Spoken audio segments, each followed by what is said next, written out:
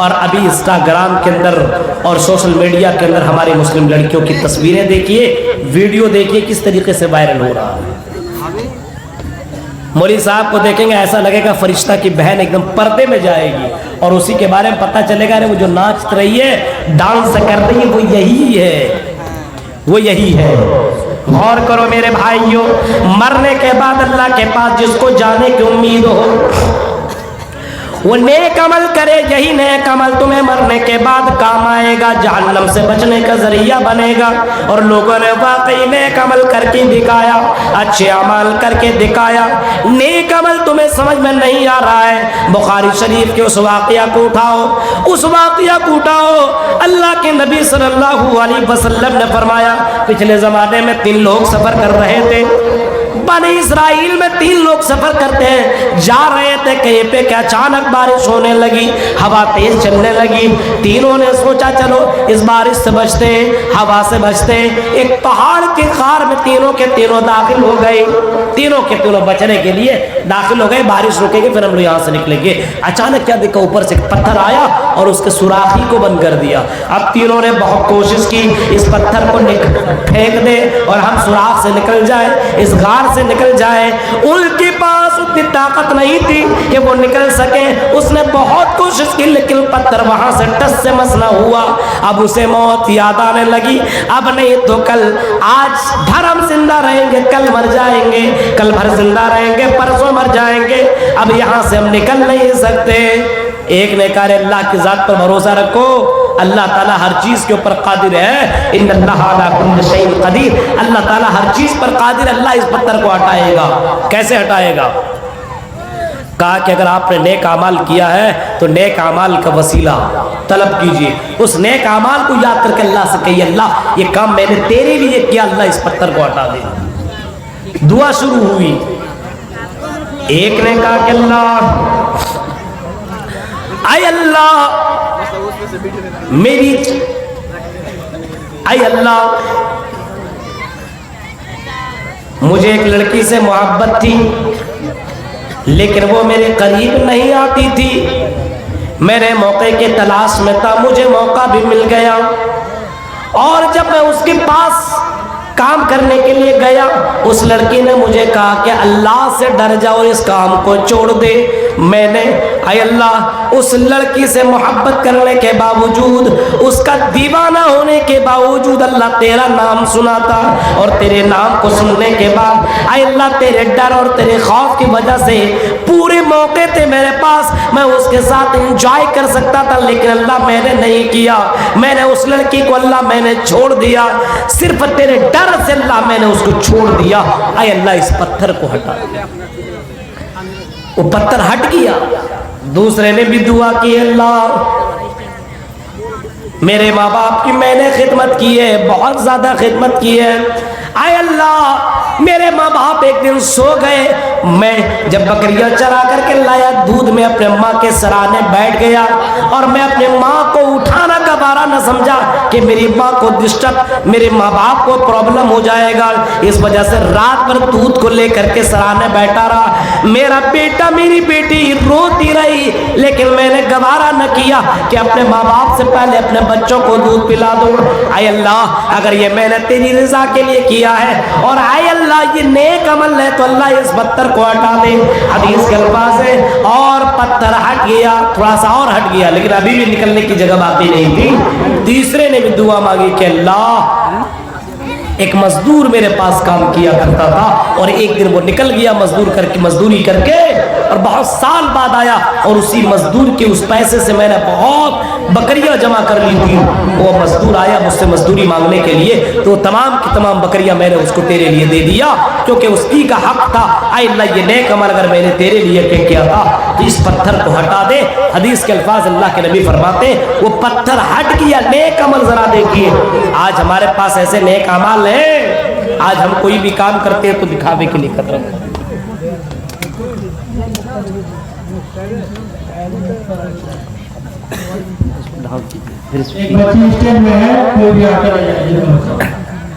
تو نیک عمل کرنے کی ضرورت ہے، نیک اعمال اس کو ڈھاکیے۔ نیک اعمال آج ہمارے نیک اعمال کیا خالی برے ہی اعمال ہو رہے ہیں۔ नेक अमाल कौन कर रहा है?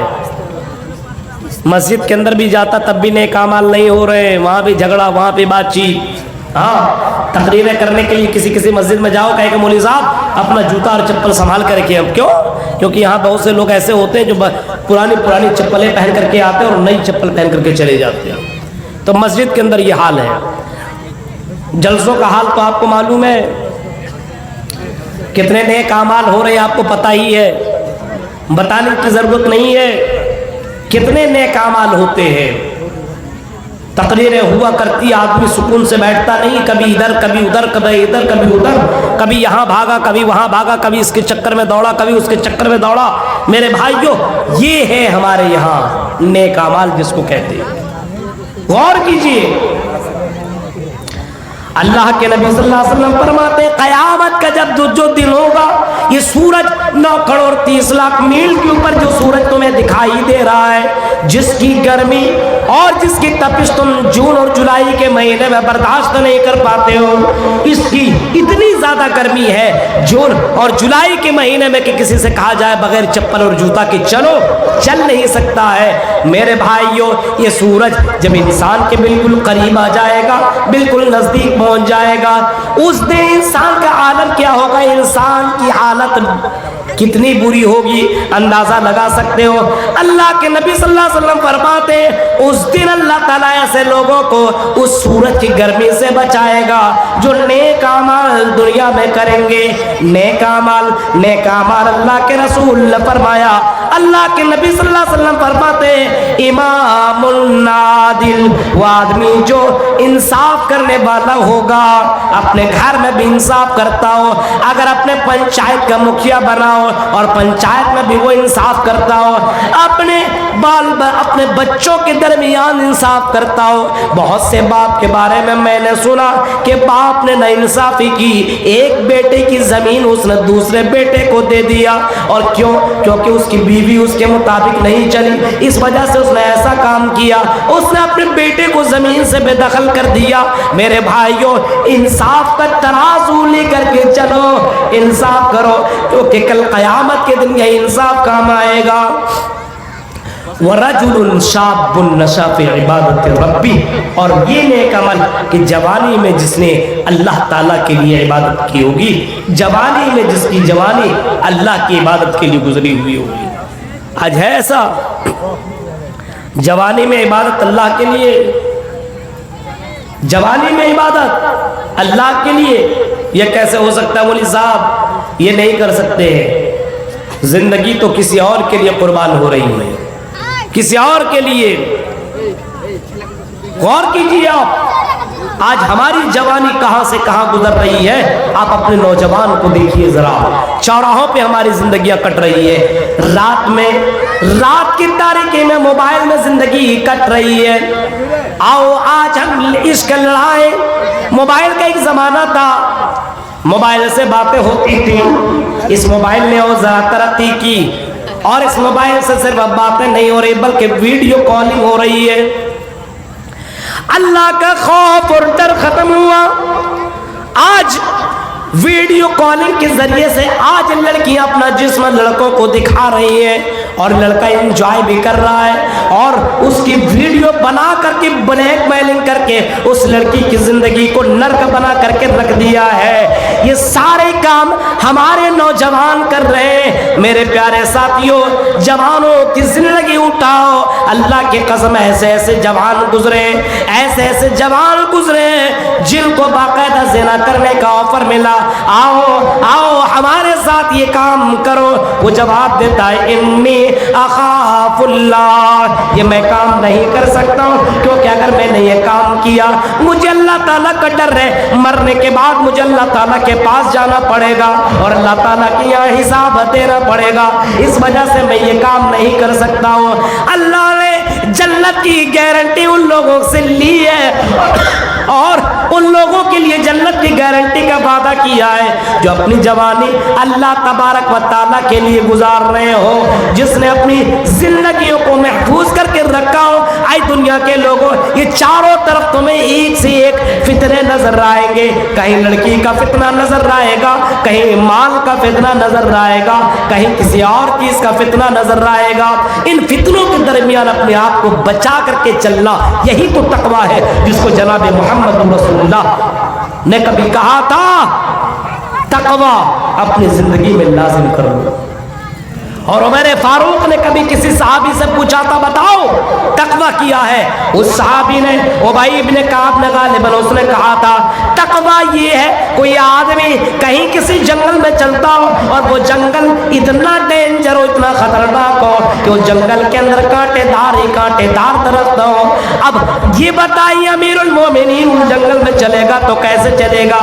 آدمی اپنے آپ کو بچا کر کے چلے گا۔ اے اللہ، اے امیر المومنین، تقویٰ تو یہی ہے۔ یہ دنیا میں چاروں طرف سے فتنے، کہیں لڑکیاں آپ کو اپنے حسن کے جال میں پھنسانے کی کوشش کر رہی ہے، کہیں مال اپنے طرف بلا رہا ہے، آؤ ادھر سے مال کماؤ، بلڈنگیں بناؤ، بینک بیلنس جمع کرو۔ آج لڑکیوں کی طرف سے آفر آ رہی ہے، آؤ ادھر رہو۔ نبی نے کبھی فرمایا تھا مائلات ممیلات، اے لوگوں، ہماری زندگی، ہماری سمت کے اندر کچھ لڑکیاں ایسی بھی آئیں گی جو باقاعدہ کپڑا تو پہنیں گی لیکن ننگی نظر آئیں گی، اتنا چست کپڑا پہنیں گی، اتنا ٹائٹ کپڑا پہنیں گی کہ کپڑا پہننے کے باوجود ننگی نظر آئیں گی۔ اور آپ نے یہاں تک فرمایا مائلات ممیلات، وہ میک اپ کریں گی، وہ خوشبو لگائیں گی، وہ طرح طرح کے میک اپ کر کے راستوں میں چلیں گی۔ اس کا مقصد یہی ہوگا کہ میرے طرف لڑکے مائل ہو، مجھ سے کانٹیکٹ کرے، مجھ سے رابطہ کرے، مجھ سے انجوائے کرے۔ آپ نے فرمایا ایسی جوان لڑکیاں جنت میں نہیں جائیں گی، ولا يدخلن الجنہ، ایسی لڑکیاں جنت میں داخل نہیں ہوں گی، بلکہ ایسی عورتیں جہنم میں جائیں گی۔ جنت میں جانے کی دور کی بات ہے، ولا یجدن ریحا، جنت میں جانے کی دور کی بات، جنت کی خوشبو بھی ایسی لڑکیاں نہیں پائیں گی۔ ذرا غور کرو میرے بھائیوں، ہمارے یہاں کے نوجوانوں کی کیا ہوا؟ اے نوجوان میری بہنوں، آج تمہارے جو حالات، اللہ کی قسم جن حالات کو آج میں دیکھ رہا ہوں اور جن حالات سے ہم اور آپ گزر رہے ہیں، شوہروں کے سامنے سجے گی نہیں، شوہروں کے سامنے میک اپ نہیں کرے گی، جلسوں کے لیے میک اپ ہو رہا ہے، کس کو دکھانے کے لیے میک اپ ہو رہا ہے؟ زناکاری بڑھ رہی ہے، اور اس زناکاری کو آج سماج کچھ بھی نہیں سمجھ رہا ہے۔ لڑکی جا رہی بن سنور کر کے، باپ کو کوئی پرابلم نہیں ہے، بھائی کو کوئی پرابلم نہیں ہے۔ اس بہن سے پوچھو، اس لڑکی سے پوچھو، تم رات کی تاریکی میں میک اپ لگا کر کے چل رہی ہو، خوشبو لگا کر کے چل رہی ہو، اتنا خوبصورت ڈریس پہن کر کے چل رہی ہو، اے میری بیٹی کس کے لیے کیوں ایسا کر رہی ہو؟ یہ تو محمد رسول اللہ نے منع کیا ہے، لیکن آج ایسا کچھ نہیں ہے۔ آج میری بیٹی جا رہی ہے، دیکھیے کتنی خوبصورت لگ رہی ہے۔ آپ نے فرمایا ایک دور ایسا آئے گا، ایک دور ایسا آئے گا، حاصل امہ خسف و خسف و مسخ، ایک دور ایسا آئے گا کہ جس دور میں لوگوں کے چہروں کو اللہ بگاڑ دے گا، لوگوں کو زمین میں دھسا دے گا، اللہ تعالیٰ اس کو بدل دے گا، ذلیل و رسوا کر دے گا۔ اللہ کے نبی نے فرمایا، صحابہ نے پوچھا اللہ کے رسول یہ دور کیسا ہوگا، کب آئے گا؟ آپ نے فرمایا اذا ظہرت القینات والمعازف، آپ نے فرمایا جب گانے